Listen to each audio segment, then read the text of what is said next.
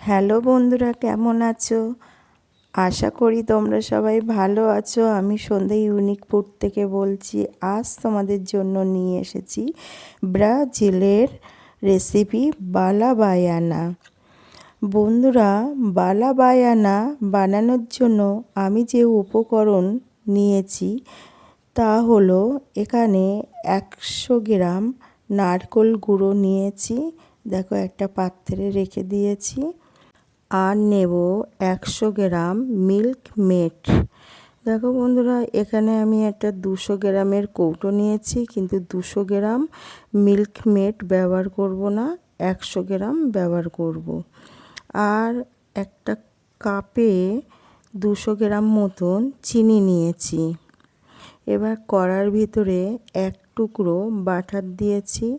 এখানে আমার বাটারের পরিমাণ 25 গ্রাম। আমি গ্যাসের ফ্লেমটা লোতে রেখে দিয়ে বাটারটা গলিয়ে নিচ্ছি। আমার বাটার প্রায় গলানো হয়ে এসেছে। এবার কড়ার ভিতরে আমি 100 গ্রাম মতন মিল্ক মেড দেব। 100 গ্রাম মিল্ক মেড দেওয়ার পর আমি নারকেল গুঁড়ো দিয়ে দেবো। দেখো, 100 গ্রাম মতন কড়ার ভিতরে মিল্ক মেড দিচ্ছি। এবার নারকেল গুঁড়ো দিয়ে দেবো, দিয়ে ভালো করে মিল্ক মেডের সঙ্গে নারকেল গুঁড়ো মিশিয়ে নেব। এইভাবে নাড়াচাড়া করে মিল্ক মেডের সঙ্গে নারকেল গুঁড়ো মিশিয়ে নিতে হবে। দেখো, আমার মিল্ক মেডের সঙ্গে নারকেল গুঁড়ো মেশানো হয়ে গেছে। আর এইভাবে সমানে নাড়াচাড়া করতে হবে, থামলে হবে না। একভাবে এইভাবে নাড়াচাড়া করে কাইটা একটু শক্ত করে নিতে হবে, নরম থাকলে হবে না। যতক্ষণ শক্ত না হবে ততক্ষণ এইভাবে নাড়াচাড়া করে যেতে হবে। দেখো বন্ধুরা, আমি সমানে নাড়াচাড়া করছি। যখন কাইটা শক্ত হয়ে আসবে তখন দেখবে কড়ার গায়ে এইভাবে লেগে থাকবে না, এক জায়গায় জড়ো হয়ে যাবে। দেখো বন্ধুরা, কাইটা শক্ত হয়ে আসছে আর কড়ার গায়ে যেগুলো লেগেছিল সেগুলো সব পরিষ্কার হয়ে এক জায়গায় চলে আসছে। এইভাবে পুরো কড়ার গা থেকে সব এক জায়গায় হয়ে যাবে। দেখো, পুরো কড়া পরিষ্কার হয়ে গেছে আর আমার কাইটাও শক্ত হয়ে গেছে। এবার আমি লাবিয়ে নেব। বন্ধুরা, আমি যে পাত্রে কাইটা ঢেলেছি সেই পাত্রে আমি একটু ঘি মাখিয়ে নিয়েছি, আর হাতে একটু ঘি মাখিয়ে নিয়ে আমি গোল করে নাড়ুর মতন করে নিচ্ছি।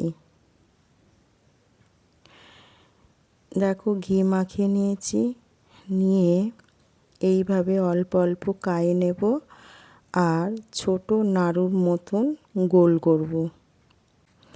নাড়ুগুলো পুরোপুরি ঠান্ডা না হওয়া অবধি পাকার তলায় রেখে দিতে হবে। দেখো, আমি এইভাবে সব ছোট ছোট নাড়ু করে নিচ্ছি।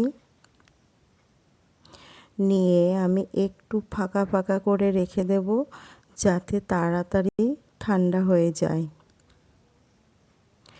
আর আমি পাখার তলায় বসে নাড়ুগুলো তৈরি করছি। দেখো বন্ধুরা, এইভাবে সমানে সব কটা কাই আমি নাড়ু বানিয়ে নেব। আমি এখানে যেহেতু ছোট নাড়ু বানাচ্ছি, তোমরা চাইলে বড় করে নাড়ু বানাতে পারো। বন্ধুরা, কাই জুড়ে গেলে তারপরে নাড়ু বানালে অসুবিধা নেই। আমি এখানে উষ্ণ গরম অবস্থায় নাড়ু বানাচ্ছি বলে তাই পাখার তলায় রেখে নাড়ুগুলো একটু ঠান্ডা করে নিচ্ছি। দেখো বন্ধুরা, আমার এক এক করে সব নাড়ু প্রায় বানানো হয়ে আসছে।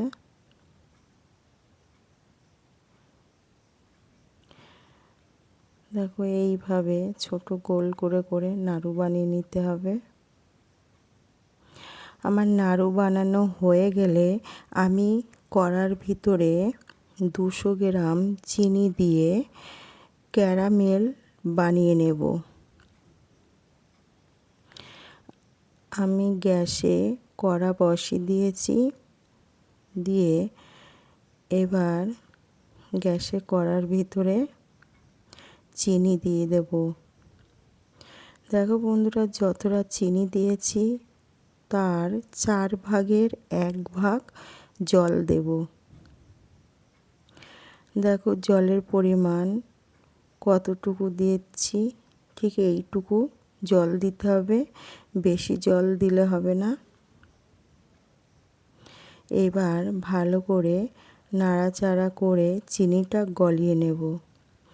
আর আগের থেকে একটা পাতিলেবু 2 আধখানা করে নিয়েছি, তার হাফ রস আমি কড়ার ভিতরে চিনির মধ্যে মিশে নেব। দেখো এই পাতিলেবুর পুরো রসটা আমি চিনির রসে দেব, যাতে চিনির রসটা তাড়াতাড়ি জমাট না বাঁধে।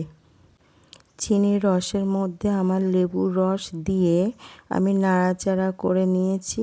আর বন্ধুরা, আমার ক্যারামেলও তৈরি হয়ে গেছে।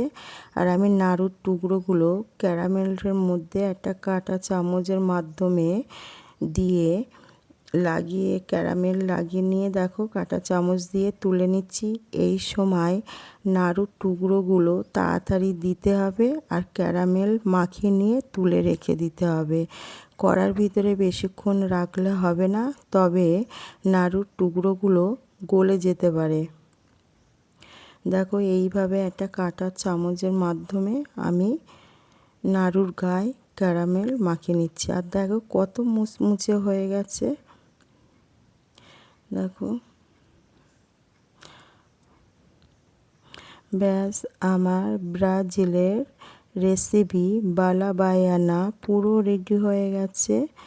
বন্ধুরা, আমার এই রেসিপিটা যদি তোমাদের ভালো লাগে তোমরা অবশ্যই কমেন্টে আমাকে জানিও। আর যারা এখনও আমার চ্যানেলটা সাবস্ক্রাইব করোনি তারা অবশ্যই আমার চ্যানেলটা সাবস্ক্রাইব করো।